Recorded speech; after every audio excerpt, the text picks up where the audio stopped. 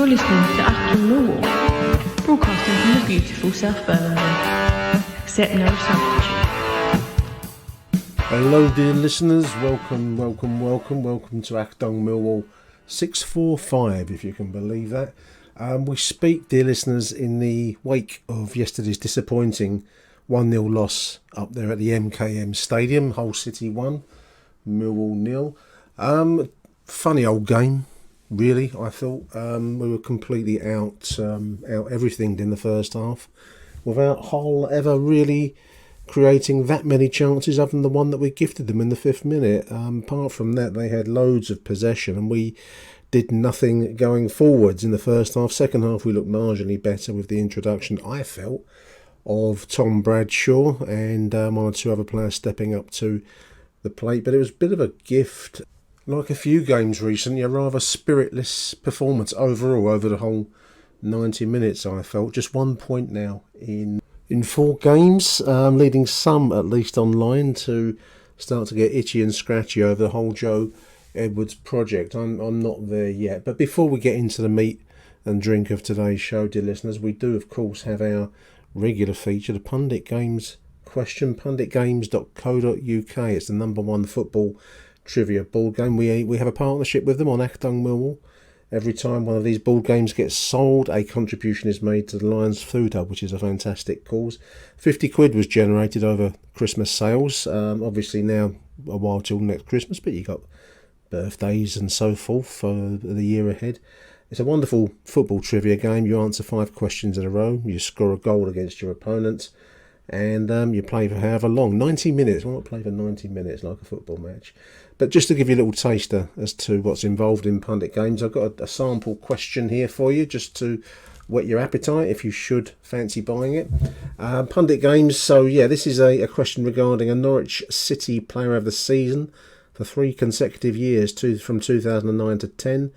Described as a beast who had to earn his shot in the Premier League. He was in the PFA Team of the Year in League 2, 2009, League 1, 2010, and then the Championship, 2011.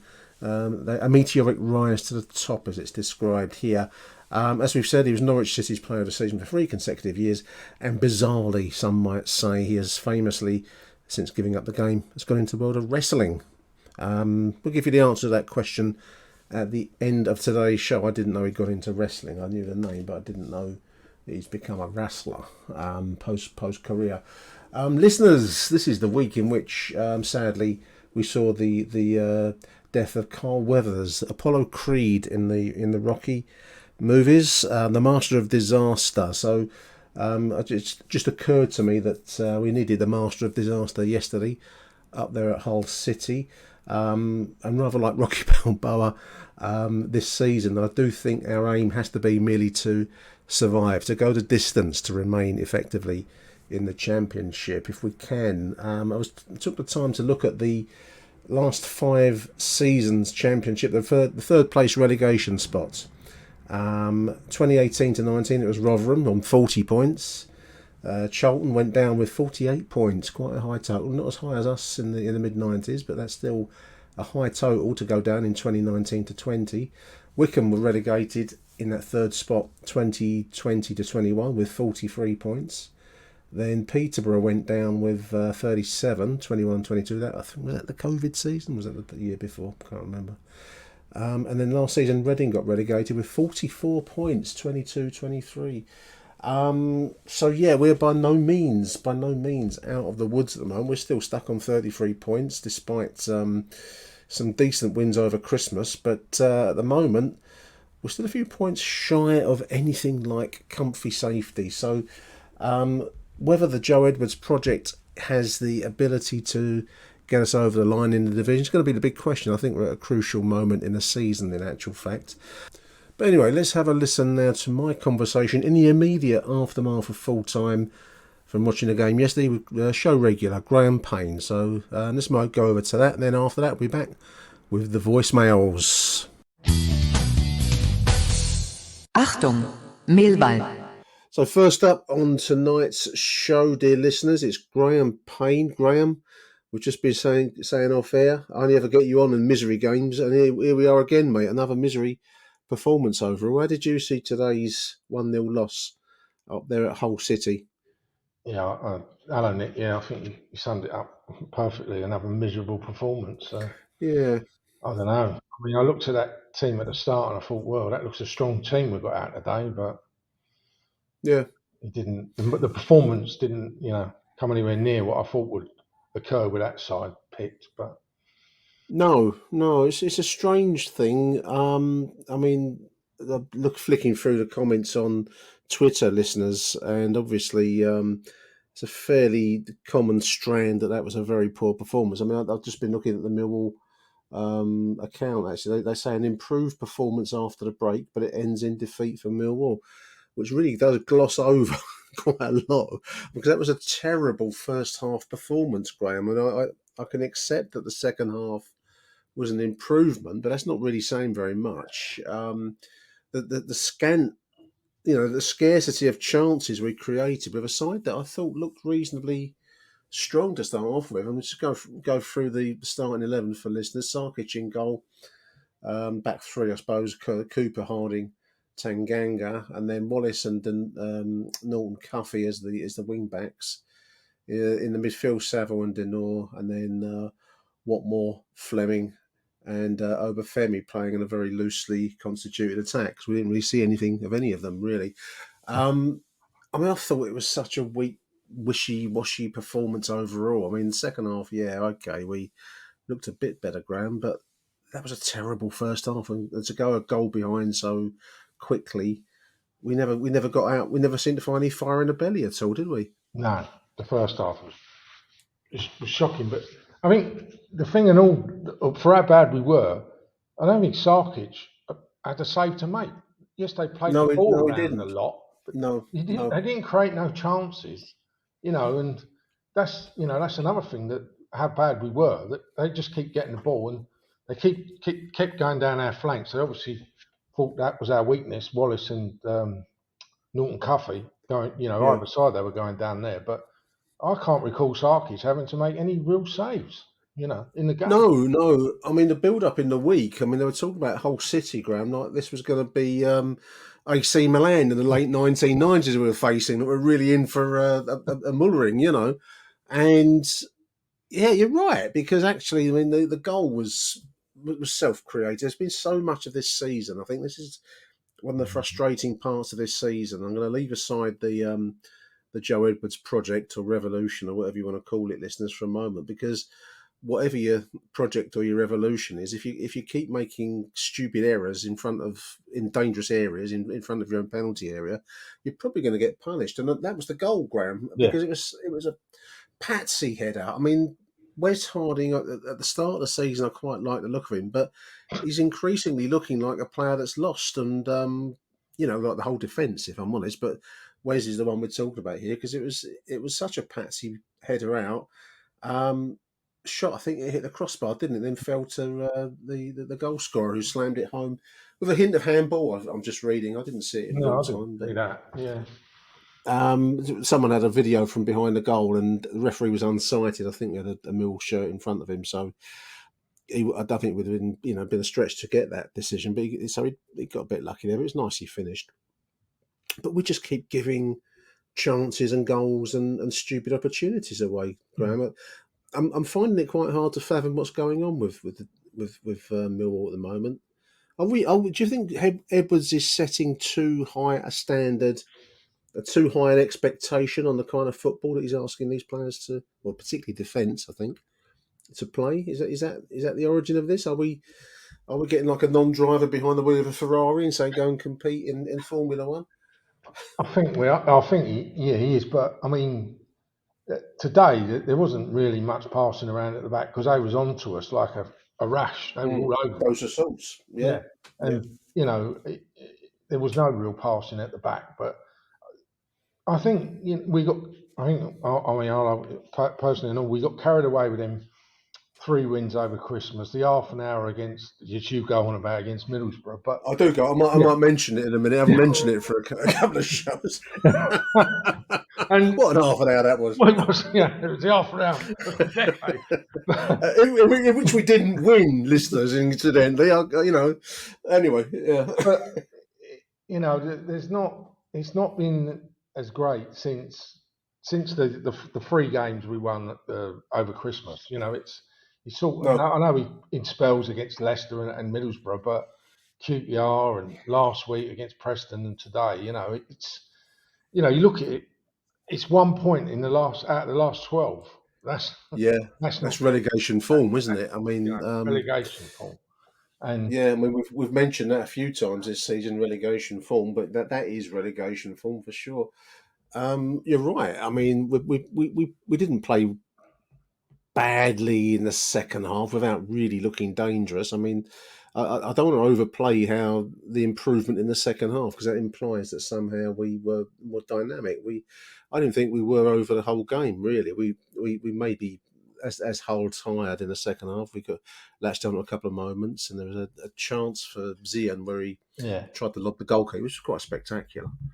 Um, but I mean, all through the first half, if we go back to that for a moment, I'll keep writing down self-inflicted errors, giving the ball away cheaply and bringing pressure on ourselves. I suppose if you ask me in a cold light of day, Graham, do I like the idea of what Joe Edwards is trying to do? Yeah, I do. And when it's played well, I enjoy watching it. I am starting to question whether this set of players, which is what we're stuck with now to the end of the season, having just got through the January transfer window, whether they're capable of playing it. That's my worry because I saw every sign today that they're just not up to this standard of football.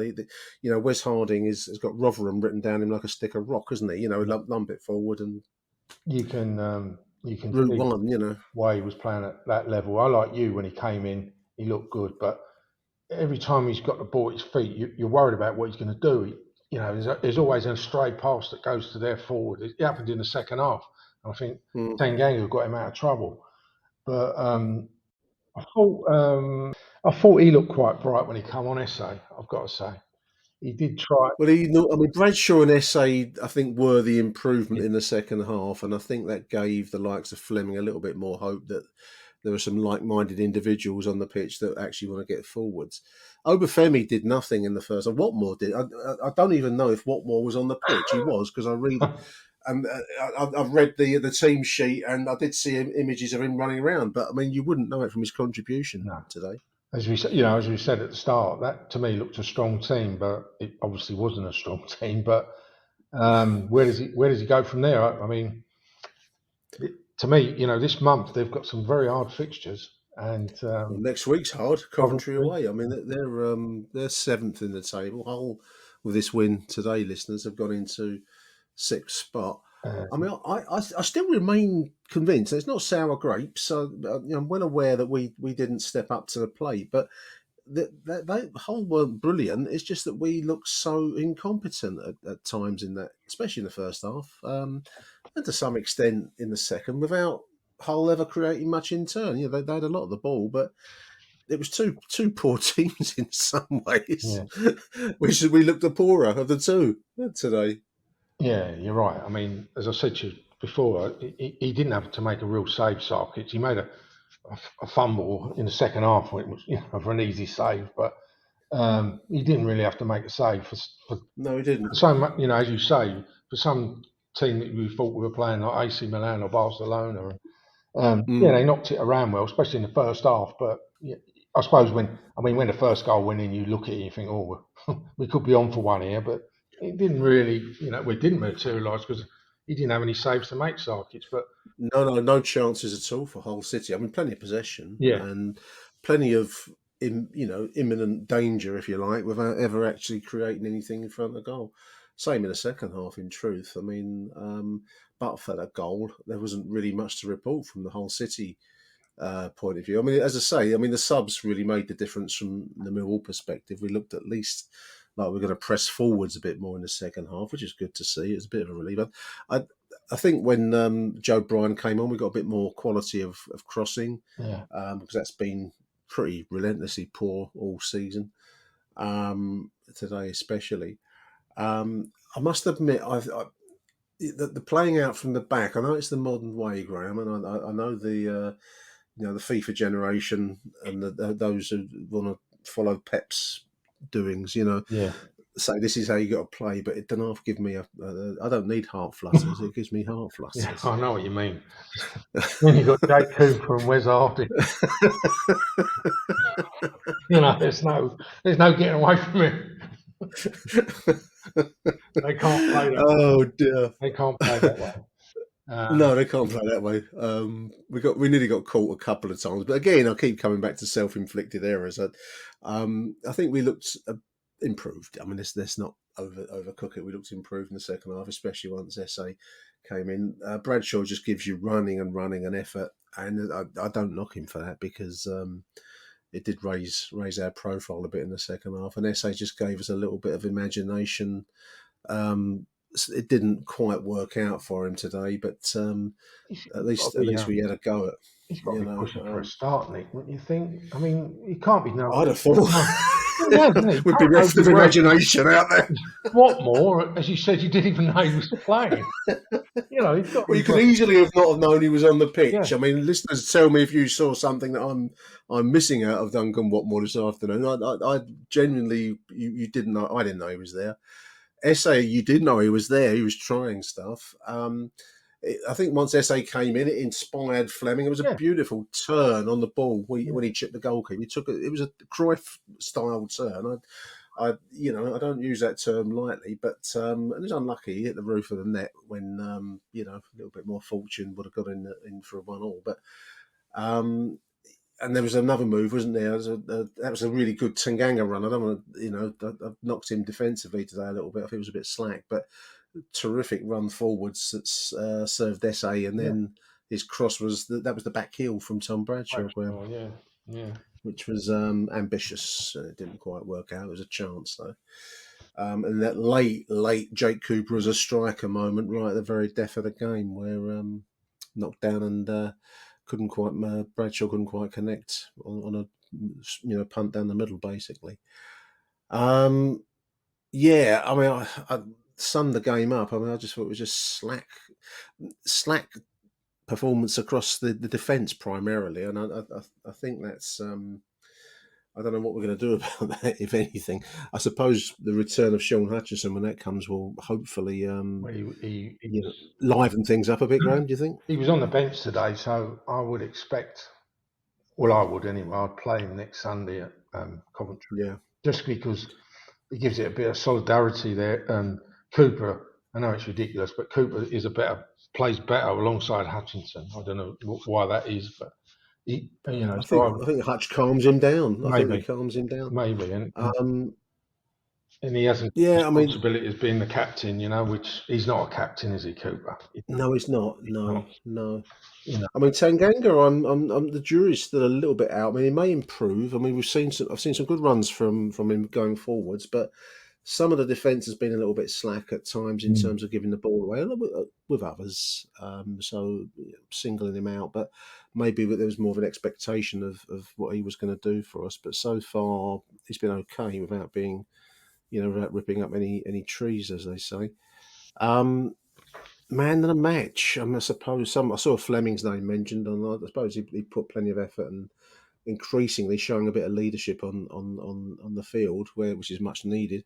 I thought Tom Bradshaw made a decisive difference for us in the second half. Right? Yeah, just the sheer effort, make something happen. I think that's the thing with Bradshaw. The other two forwards, I mean, Nesbitt's took a lot of stick, and I know he's only played one half over Femi, but the thing with Bradshaw is that he runs round, doesn't he? He makes himself available. He tries. Where Nesbitt's been classed as lazy because he doesn't do that. And no. Another Femi, I think, is looking for the ball to run onto all the time, and he never got it in that first half. But I agree. Bradshaw did make a difference. I would probably just go Fleming man of the match. I thought it was one of his better games today. I did. Yeah, I mean, obviously Bradshaw of just 45 minutes. You might be a stretch to make him man of the match, but I like what he did out there. So he just gave us some effort and some energy. But as you say, Graham, I mean, we're sitting 16th, 33 points. We've got a trip to Coventry on Sunday, which is going to be a morning, 12 o'clock kickoff, noon kickoff. So And Ipswich, a bit of a.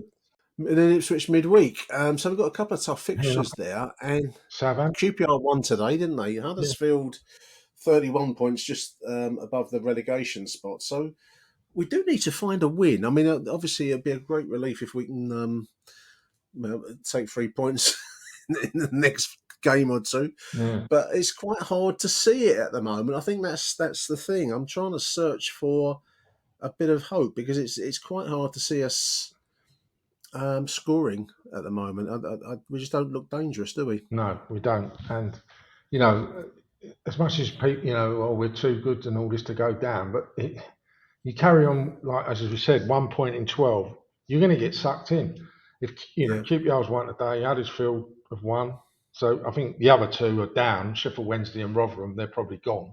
So there's only one spot I think that's going to be,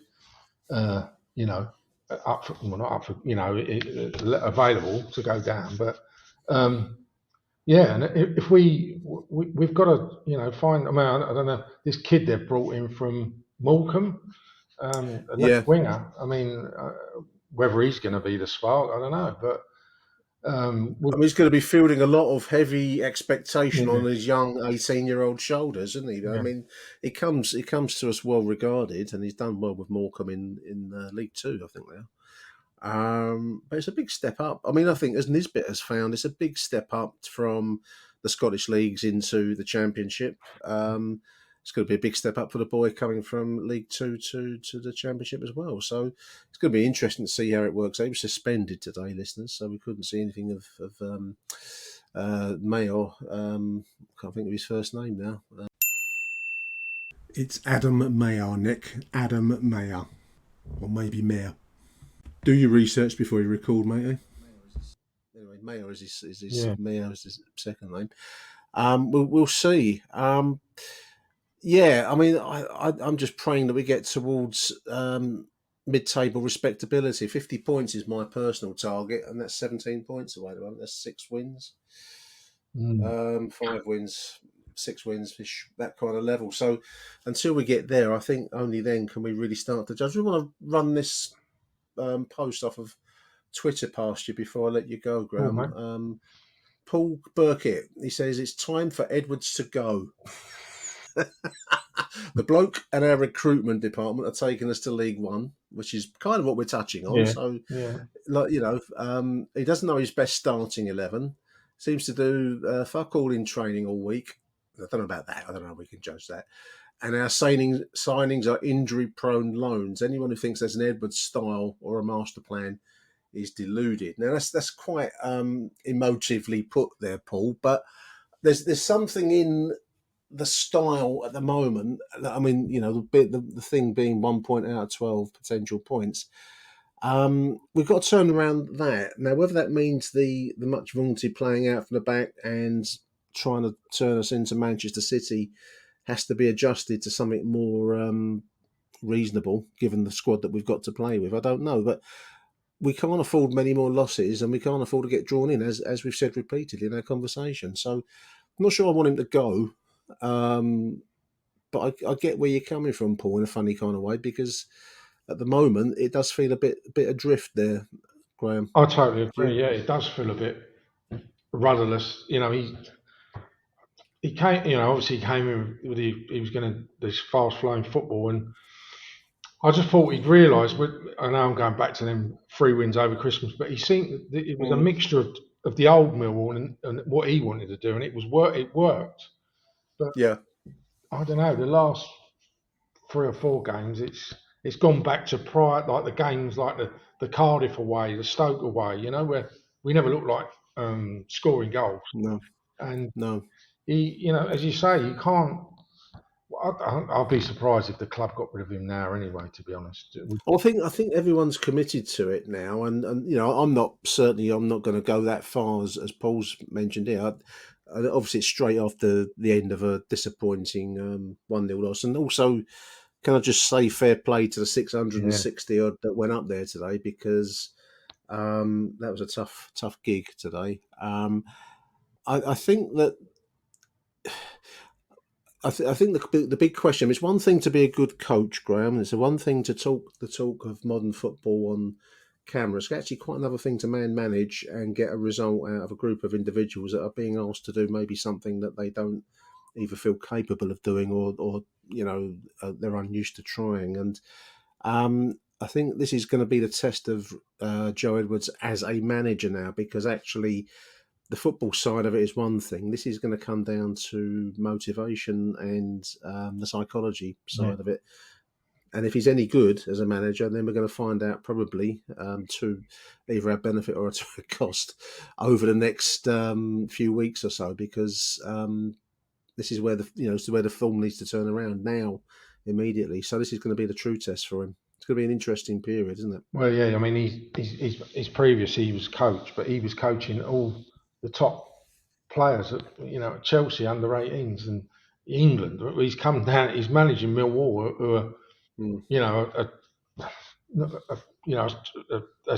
not even a good champion. A journeyman squad. Yeah, I think that's it, Nick. You've got it in one. A journeyman squad, and now is he up to it as a manager? I don't know. This is where we're going to find out, Graham, because I think now is the time. There's, we're on 30 games. There's 16 games of the season to go, 46 game season. And we need to find 5 to 6 wins for salvation in the chat. And that's going to be number one priority. Well, he's only won, I think he's only won 4 games, hasn't he, since he's come in? Yeah. So there it is. There it is in a nutshell. I don't know. Hopefully we can get some results. That's just to get, as you say, mid-table mediocrity. That'll do me, and go. Well, I think we do. Anyone that's going to be unhappy with that this season needs to take a look in the mirror, really, because that's going to be the best we can achieve. Graham, I only ever get you on in misery games, don't I? We've gone for the Bristol City. We did have a win, didn't we? We had a win the other day. Frame it. Yeah, I kept that. But, oh dear! Big thank you, Graham, for joining me on this Saturday night. We're going to have a little break now, and then we're going to start talking to we're going to be listening, not talking to, but reacting to the voicemails. So I'll be back after the break.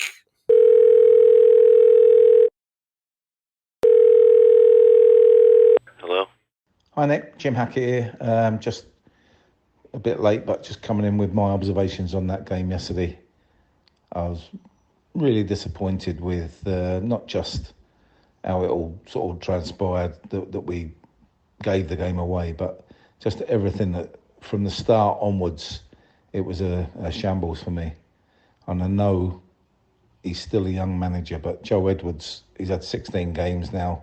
Surely within that 16 games, he should know the squad.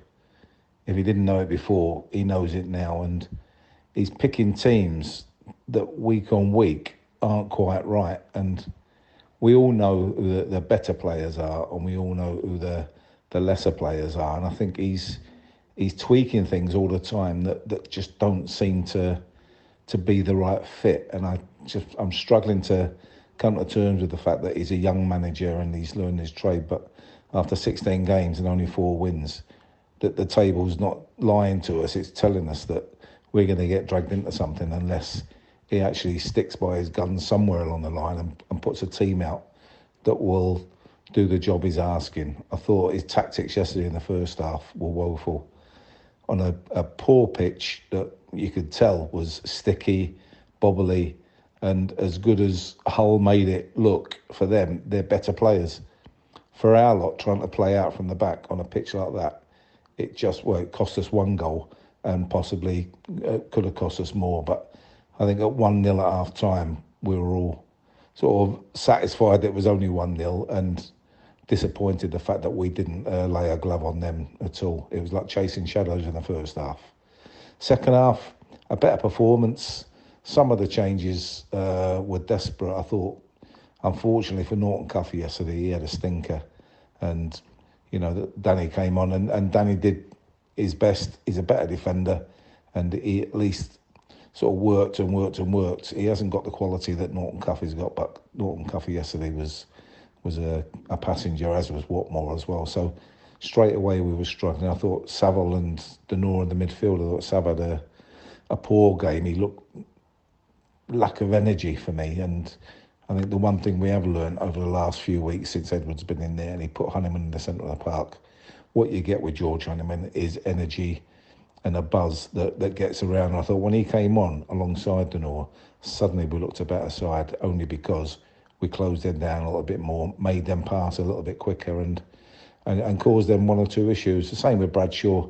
Again, Obafemi up front didn't look like he's a sort of striker who's going to be buzzing around. He looks like he needs to be on the last man and getting into foot races. He's a sprinter who will do a sprinter's job, but he can't be asked to do sort of half an hour or 45 minutes of chasing shadows, because I don't think that's his game either. So overall, my thoughts going forward are that unless Edwards puts a team out that recognises who can do what, then we're going to struggle, because the way things are going, we're not picking up points. We're not picking points off good teams. We're not really picking up points off half-decent teams. And the way things are going, we're going to get dragged into that relegation fight, and we haven't got the players. Or I've got that wrong. I think we have got the players. I just think he doesn't know what his best team is. And that, to me, after what would normally be a sort of a third of the season, he should know the team. He should know his best players. He's bought players in.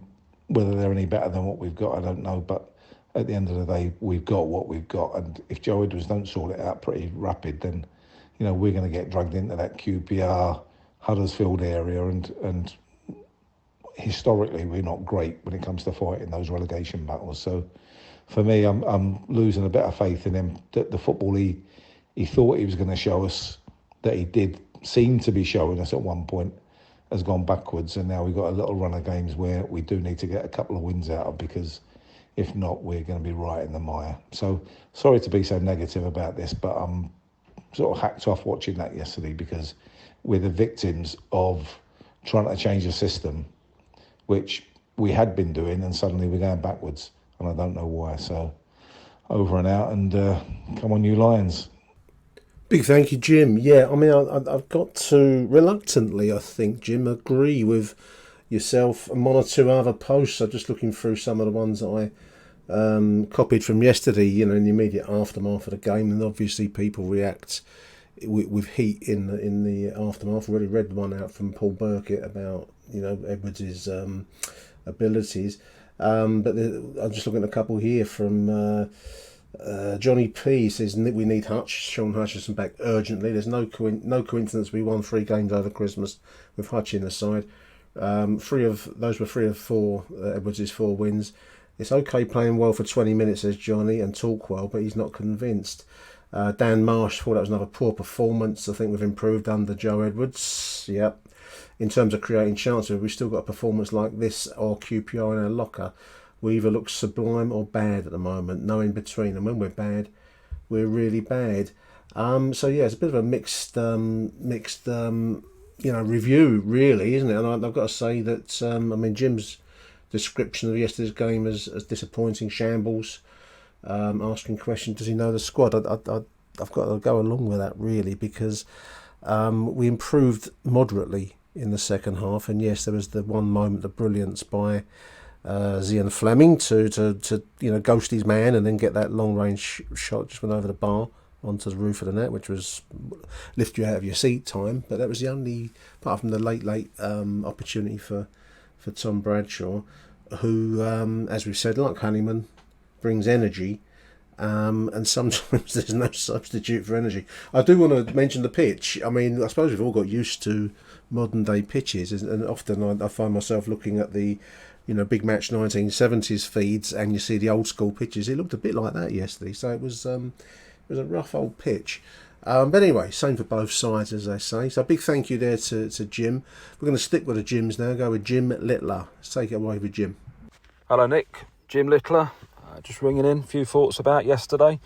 First voicemail for a while, because I felt like I was starting to sound like a bit of a stuck record, really, that, we're going to have games where we play okay and get a result, and then we're going to lose a game or two, and bipolar Millwall. Everyone's going to panic when we lose, and when we win, how many points are we off the playoffs?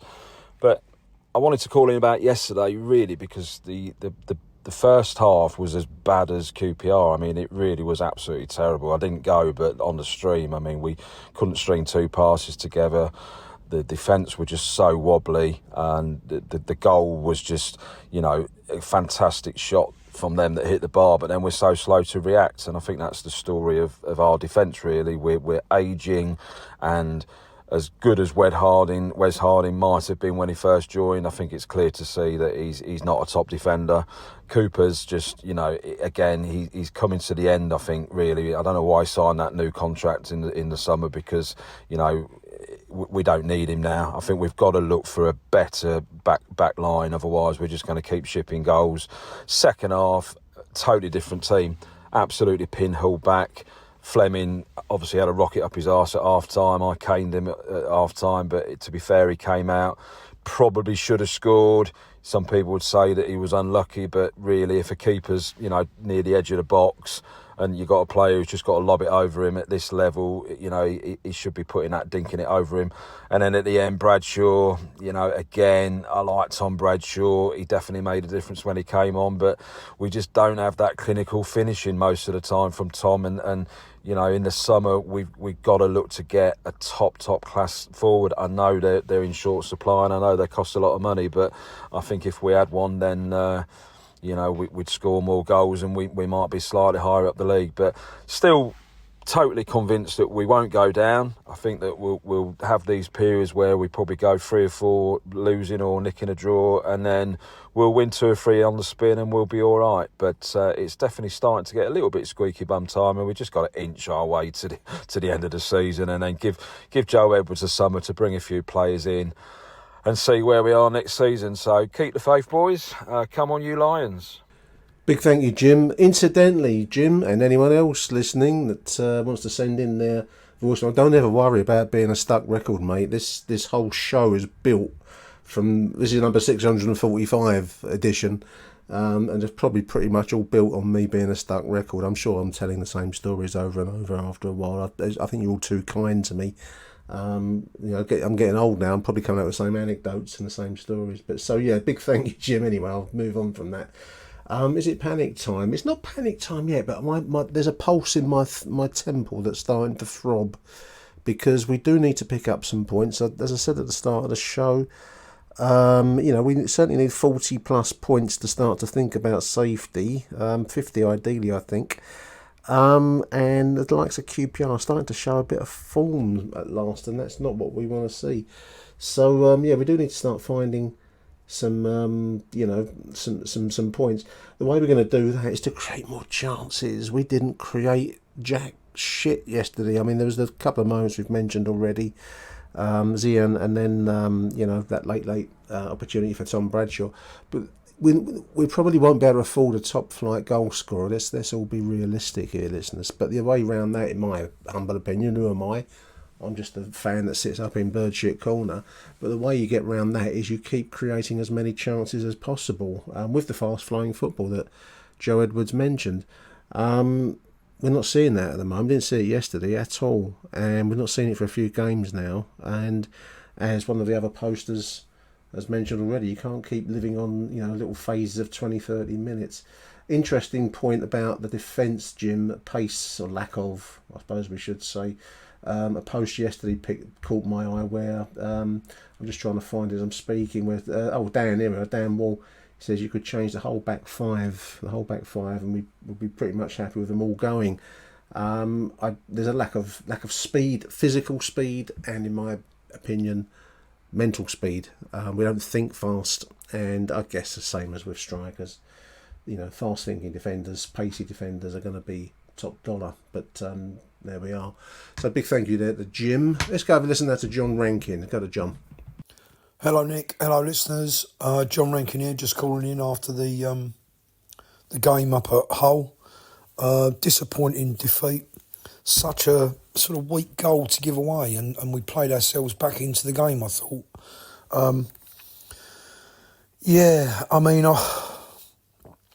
What can you say? It's obviously disappointing that we lost.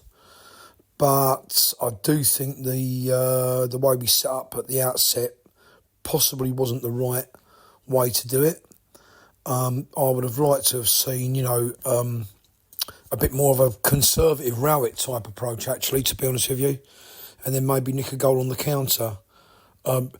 Hull are doing what all teams are doing to us at the moment, because obviously word has got round that we're trying to play out from the back, and so we're getting pressed really high, and I think that's causing us problems because we still haven't got a full suite of defensive players who are comfortable playing out from the back like that.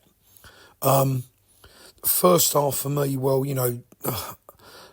look, I'm not here to criticise anyone in the team. I'm not here to criticise Murray Wallace, but Philogene gave him a tough time. Brooke Norton-Cuffy was quiet.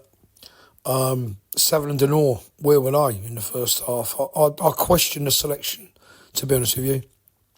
I'd have liked to have seen George Honeyman start, especially against his old club. He's been in a great grain of form, George Honeyman, and to be dropped going up to his old team. I mean, his old club. That's a bit of a kick in the bollocks, if you ask me. I'd have not been happy with a manager for doing that if I was George Honeyman. I'd have thought he was an absolute banker to start up at Hull. And, we gave away that... What can you say? I mean, there's a mistake in every game, isn't there, with Sarkic? And to beat the goal... I mean, he's beaten once, beaten twice. So the crossbar saved him, and then the second time, he was nowhere near it from a long way out. So, not a great start. Second half, different ball game. New players on. George Honeyman on. Saville off. I'm not sure if Saville is fully match fit yet after they're serving that ban. And it was a lot better. Romanese made a good contribution. Ian Fleming, I thought, played really well. He was strong, held the ball up, and we played ourselves back into the game. I mean, even Murray Wallace didn't get on top of Philogene, but definitely, imposed himself on Philogene and began to keep him quiet. And I thought we were unlucky not to get something from that game. There was a few encouraging things to take from it. I thought Joe Bryan came on for Murray and made a good contribution, actually. He was a lot better defensively this time, Joe Bryan. So that is a loss where I would think there's a lot of positives to take. However, it is another loss. I think Joe Edwards might be a little bit naive still in terms of setting up to get a result at a place like that. I think you've got to understand that Hull were, much further up the table than us and have got some real quality and some good players now, Carvalho and Philogene and players like that who can really turn it on. So, yeah, what can you say? Frustrating. Well done to everyone who travelled. Come on, you Lions. Yeah, seconded on the travelling support yesterday, John. You could hear him on the stream.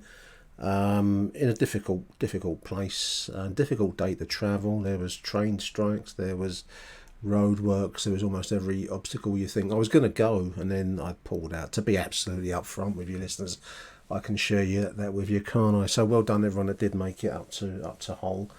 They're making right about Honeyman. I would have thought that on a day where it's going to be heavy, I don't think the pitch is news to those in the trade of business that is football. You'd know beforehand that it's probably going to be a heavy pitch, so you'd want someone out there with some energy and some movement, and that is George Honeyman. So I don't understand that, I don't get that. And when he did come in the second half, without being a world beater, he just brought a bit more electricity into the side. Good to see SA now. At least we got him to the end of the season. Always talk of him going out on loan at one point was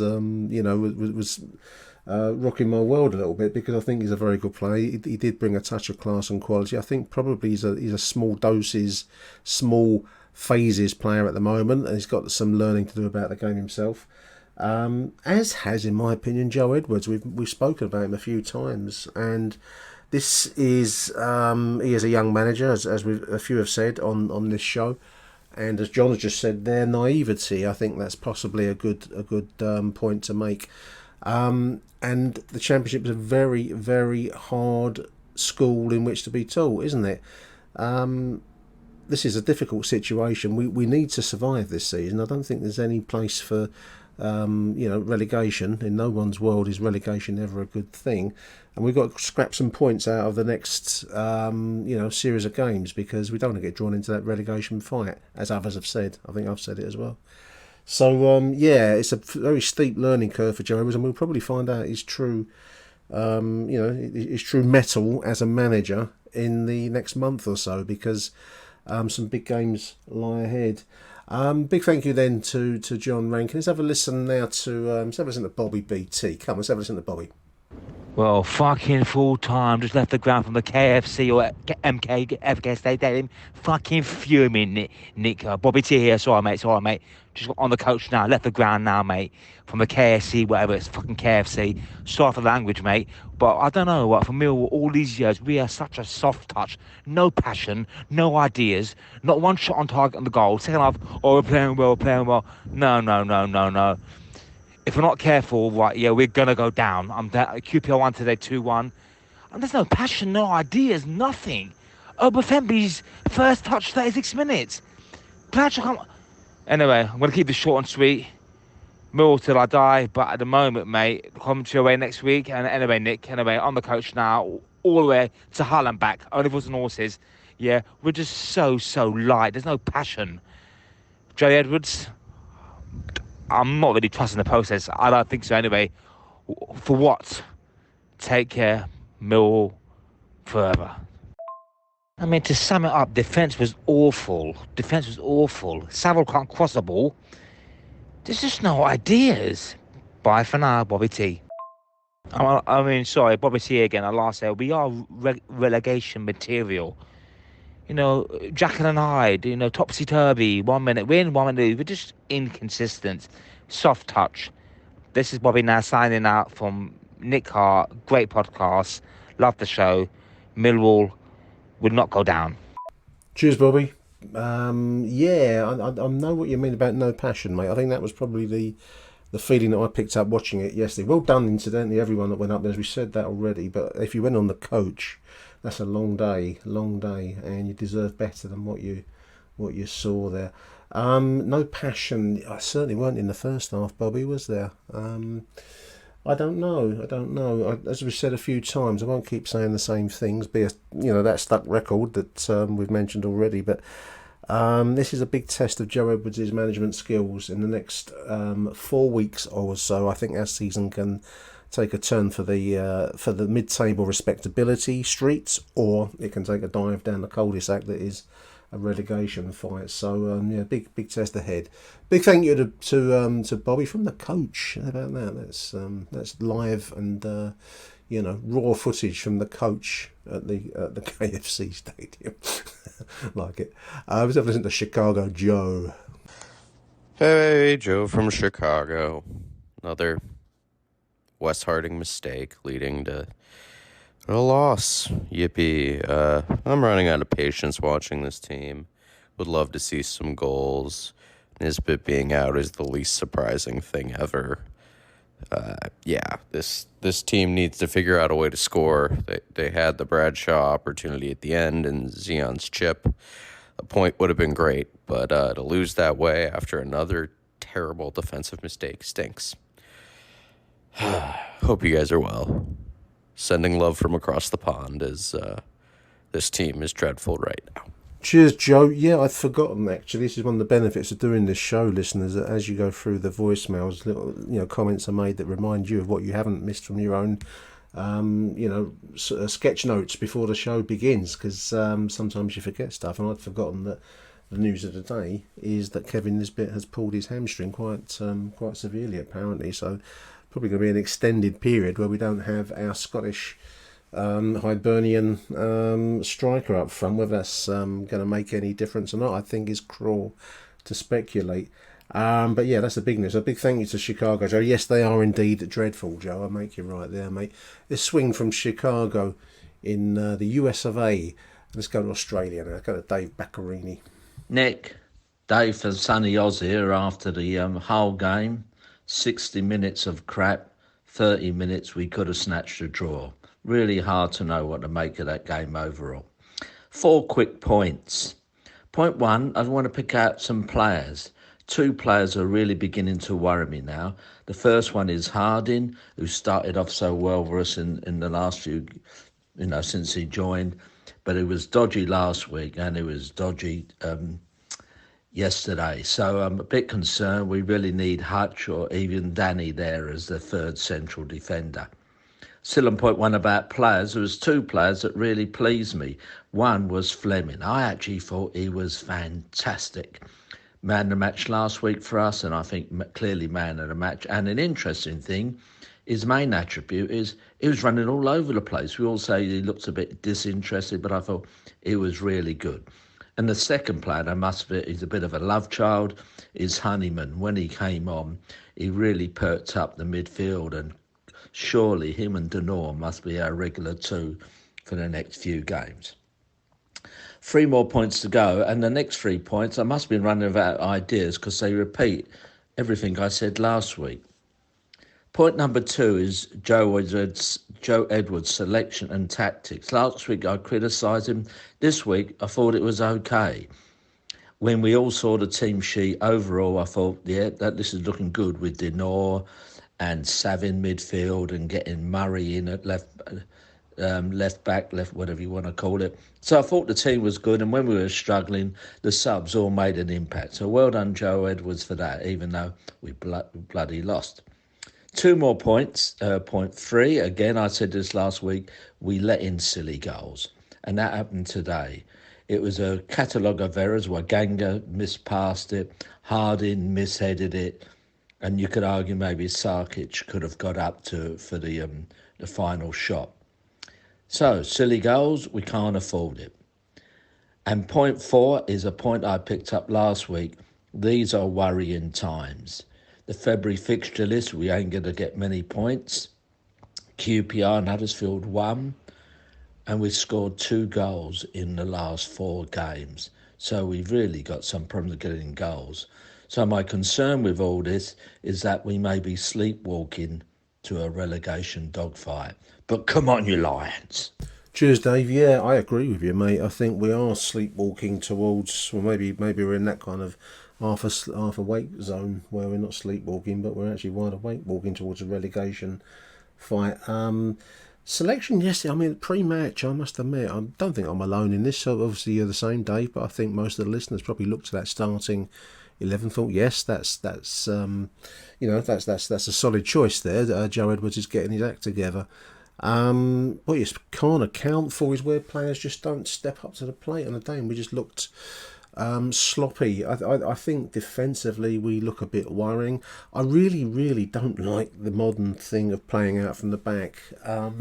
Before recording this, listeners, I was watching part of the Arsenal-Liverpool game, and you got 2 arguably of the top sides in the Premier League, therefore arguably 2 of the top sides in European terms, and therefore in world terms, and they're trying to play the ball out from the back. They look like they're on the edge of a nervous breakdown doing it. Now, if it's going to really, it's not working for them, or it's giving palpitations for teams at that quality and that level, what's it going to do for us with dear old Wes Harding, who's been let go by Rotherham? I think you have to have really strong players to do that well.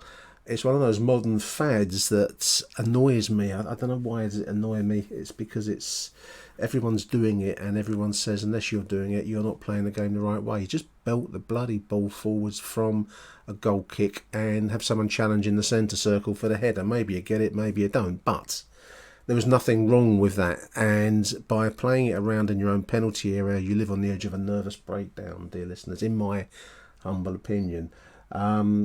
Otherwise, yeah, good stuff, Dave. I mean, we're probably all saying similar things now, so I make you right, mate. But big thank you to Dave out there in Perth. Let's go now with Matt Webb, and then we're going to follow up. And last one of today's voicemails will be Bill Slack. So first Matt, then Bill.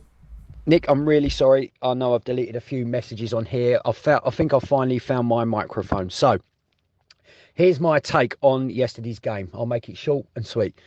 Basically, we were done by quality yesterday. You can tell that Hull have got abundance of quality in their team.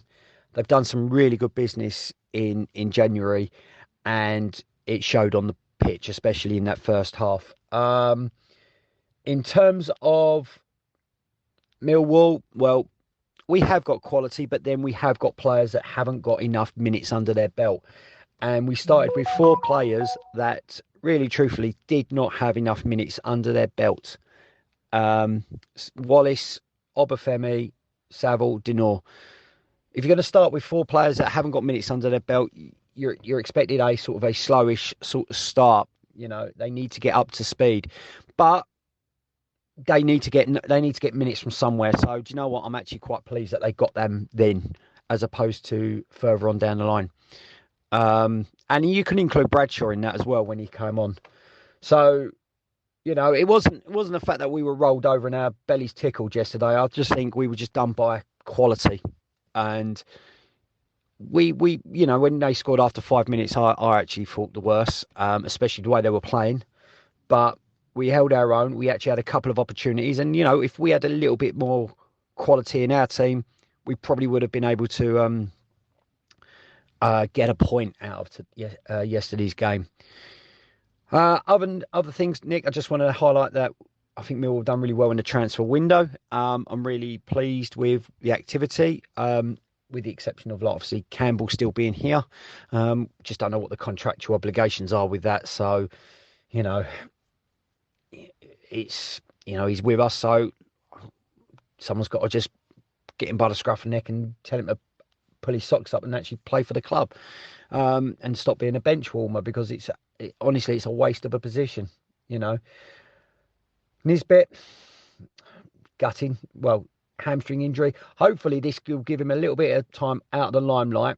He can build his strength up, you know, and really, really think about how he plays, and, you know, and come back a stronger person after his hamstring. We don't know how long he's going to be, so fingers crossed, whatever period of time he's out, you use that time well and develop and be stronger.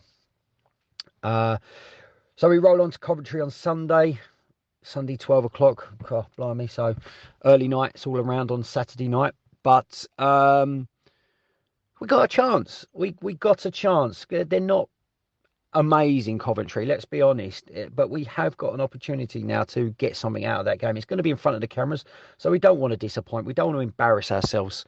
All right, so we need to ensure that, you know, we can get a result up there. So come on, you Lions, keep the faith, trust the process. I'll keep on saying it.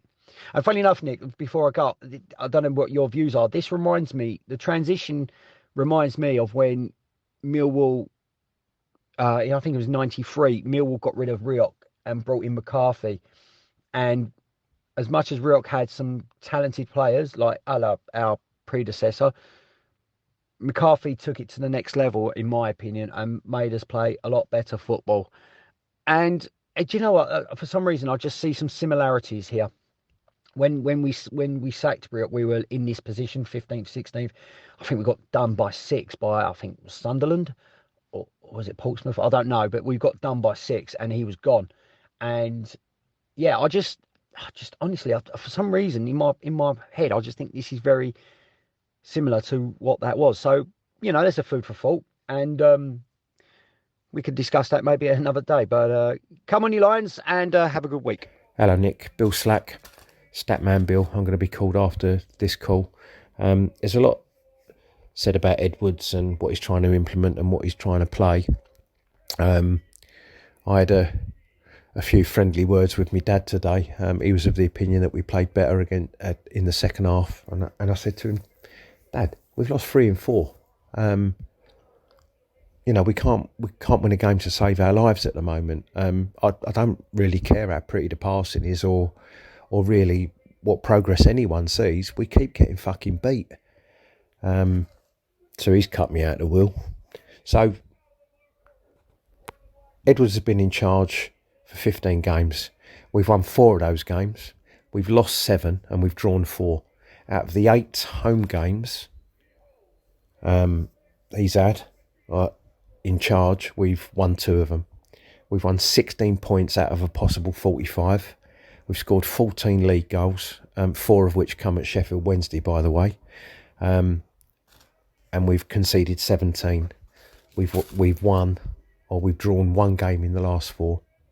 So that's 1 point out of a possible 12, which is relegation form. So whatever he's trying to implement, however good a coach he is, whatever is going on the training pitch isn't happening. We can't sustain performances for a full 90 minutes. We haven't got the mental resilience in terms of going behind. We're not scoring enough goals. We're not creating enough. And it seems to me, it doesn't matter what system he plays, what players he plays in, what position. We just don't look like a team that are going to put another run together, unless another run comes completely out of the blue, like the 3 games over Christmas. So it's one of 2 things. Either, I keep hearing that the squad is a load of League One cloggers, that we haven't got the quality, that they can't pass a football like Edwards wants him to pass. But let me remind you that we were half a game of football off getting into the playoffs last year with pretty much this same squad. So, is it the players, or is it the recruitment, or is it Edwards being out of his depth? And I think if you think about it logically, Edwards couldn't have been anything else other than out of his depth when we gave him the job, because he'd never managed a football club. Can you imagine managing a business and an organisation as big as Millwall, as high profile as our football club, as your first ever job? It was a risk. It was a massive risk. And I don't think it was a risk that should be taken. And unless we see something dramatic happen in the next few weeks, well, I don't. What we're going to do? Sack him? Try and bring somebody else in? I think we have made a very, very messy bed for ourselves, because this board ain't going to sack him, because that would be like admitting that you've made a mistake. I think he takes us down. As far as the board concerned, they're going to stick with him through thick and thin. I said it before. I think we were far too clever by half with this appointment. It might have come off. It might still have come off. But really, should anyone at the club have taken a risk as big as this? Because it is a massive risk. Should we be taking a risk as big as this? The size of the business we are, the size of the football club. Wasn't there a safer pair of hands somewhere? Wasn't there somebody else who had a couple of 100 games under his belt who could change our style? It's a real concern. It's relegation form at the minute. I don't want to put it all on Edwards. I really want it to work for him, but he's been nothing but average so far. And at some point or another, we're going to have to start admitting to ourselves that he ain't the Messiah.